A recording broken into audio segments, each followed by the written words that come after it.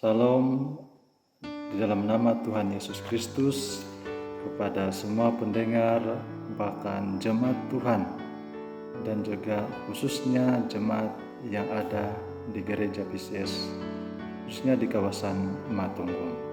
Saudara-saudari yang kasih dalam nama Tuhan Yesus Kristus, saya mengosikan sebahagian daripada firman Tuhan yang diambil daripada 1 Petrus 2 ayat 23 sampai 25. Saudara-saudara, mari kita melihat di dalam Alkitab terjemahan bahasa Indonesia seperti ini. Ayat 23, ketika ia dicaci maki, ia tidak membalas dengan caci maki. Ketika ia menderita, ia tidak mengancam, tetapi ia menyerahkan kepada Dia yang menghakimi dengan adil. Ayat 24, ia sendiri telah memikul dosa kita di dalam tubuhnya di atas kayu salib, supaya kita yang telah mati terhadap dosa hidup untuk kebenaran.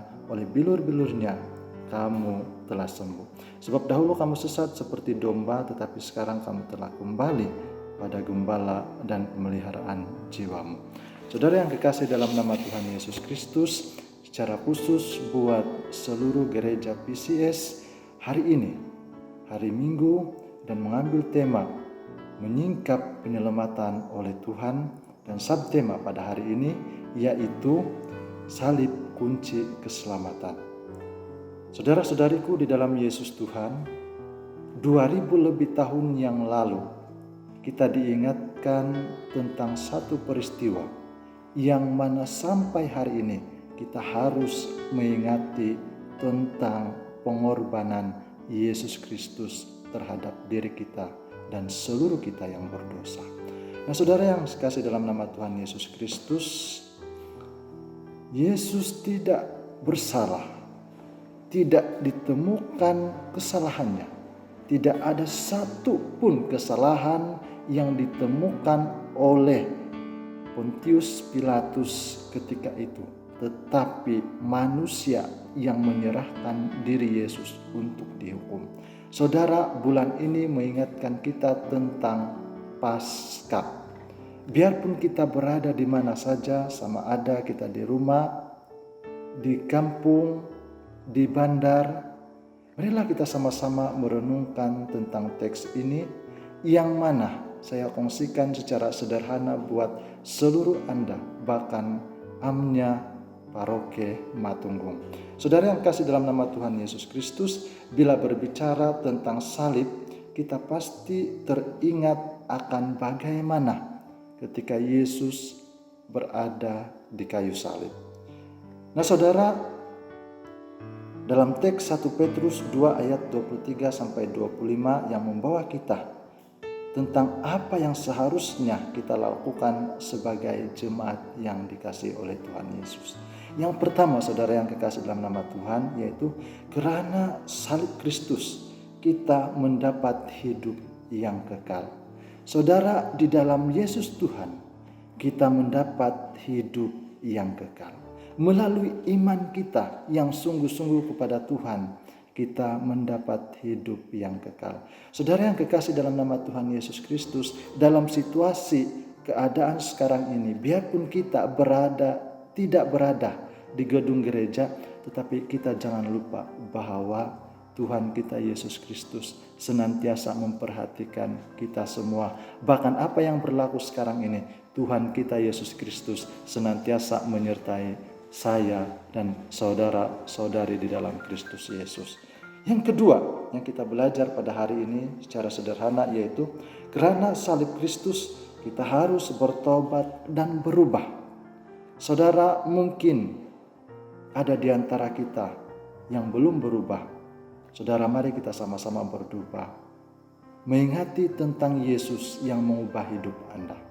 Saya sendiri banyak kelemahan, tapi hari ini juga saya ditegur, bahkan diberi nasihat oleh firman Tuhan ini.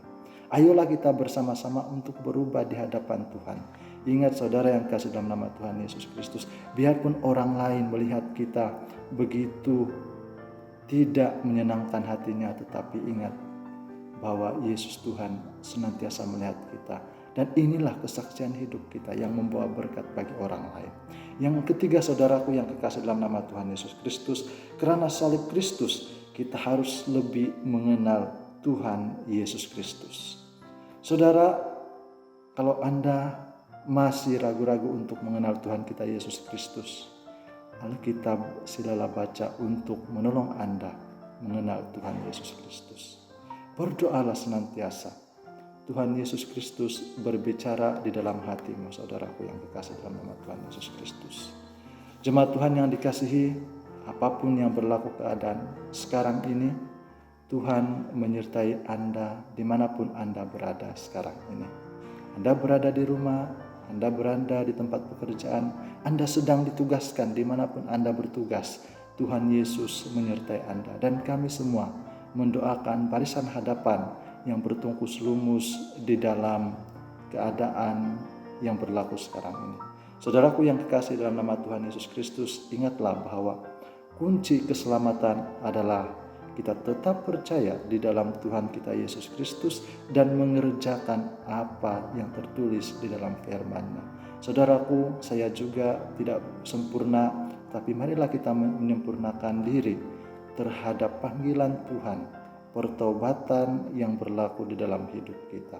Saudaraku, jangan malu untuk berubah dan bersaksi demi Tuhan. Terima kasih, biarlah Tuhan itu senantiasa menyertai keluarga Anda, hidup Anda, bahkan jemaat Tuhan di seluruh pelosok bumi ini. Saudara, di dalam nama Tuhan Yesus Kristus, salib membawa pertobatan kepada kita semua. Salib juga membawa kita untuk semakin mengenal dan menyerahkan hidup kita kepada Tuhan. Salib juga adalah lambang kemenangan kita di dalam Kristus Yesus.